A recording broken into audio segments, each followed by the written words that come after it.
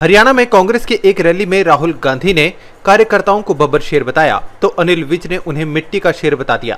विज ने कहा, मैंने देखा आपने कैसे हुड्डा और शैलजा का हाथ जबरदस्ती उठाकर मिलवाया, जिससे साफ पता चलता है कि दोनों में कुछ न कुछ बात है। मिट्टी के शेर है और क्या मनाते रहते हैं आप। मनाना था तो घर बैठ के मनाते हैं। मंच के ऊपर आप जबरदस्ती, सबने देखा, मैंने भी देखा, हुड्डा साहब का और शैलजा का हाथ पकड़कर मिलवा रहे हो। इसका मतलब मामला तो है ना कुछ। बीते रोज राम रहीम पेरोल पर जेल से बाहर आया, जिसको लेकर कांग्रेस जहां आरोप लगा रही है, वहीं कांग्रेस ने चुनाव आयोग को शिकायत भी भेजी है। उस पर भी विज ने कहा कि राम रहीम की पेरोल नियमों को ध्यान में रखकर दी गई है और ये वही नियम है जो कांग्रेस ने बनाए हैं। बात ये है, नियमों के तहत दी गई है और ये नियम कांग्रेस ने ही बनाए थे। उन्हीं नियमों के तहत कोई नया कानून नहीं बनाया गया। प्रियंका वाड्रा ने आज विनेश फोगाट के लिए प्रचार किया तो विज ने उस पर प्रतिक्रिया दी और कहा कि यह दोनों भाई बहन पूरे हरियाणा में एक एक विधानसभा में जाएं या एक एक घर में जाएं, इनको वोट कोई नहीं डालने वाला, क्योंकि लोगों के दिमाग में जीजा जी वैसे ही छपे हुए हैं। क्योंकि किसानों से जाके पूछो वाड्रा क्या है।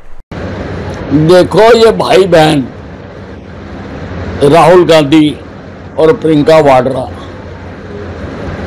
ये हरियाणा की एक एक विधानसभा में चले जाए, चाहे एक एक घर में चले जाए, इनको लोग वोट नहीं डालते हैं। लोगों के दिमाग से जो जीजा जी है ना, वो वैसे के वैसे ही छपे हुए हैं। वाड्रा जो है ना, वो वैसे का वैसे ही छपा हुआ है। और किसानों से जाके पूछो ना वाड्रा क्या है, किसान बताएंगे, लोग बताएंगे क्या करते हैं ये। केजरीवाल ने हाल ही में बयान दिया था कि वह किंग मेकर हैं और वो जल्द ही घर खाली कर देंगे। उसी बयान पर विज ने प्रतिक्रिया दी और कहा कि अब वो मुख्यमंत्री नहीं रहे तो घर तो खाली करना ही है, क्योंकि घर मुख्यमंत्री का है। विज ने कहा, रही बात किंग मेकर की, तो केजरीवाल अब जिंदगी में कुछ नहीं बन सकते। लोकसभा में लोगों ने 7 की 7 सीटें हरा दी। इन सब के बाद तो इनको असली कीमत पता लग जानी चाहिए। घर खाली कर देंगे, एहसान करोगे। जब हम मुख्यमंत्री नहीं रहे और जो आपने राजमहल बनाया था,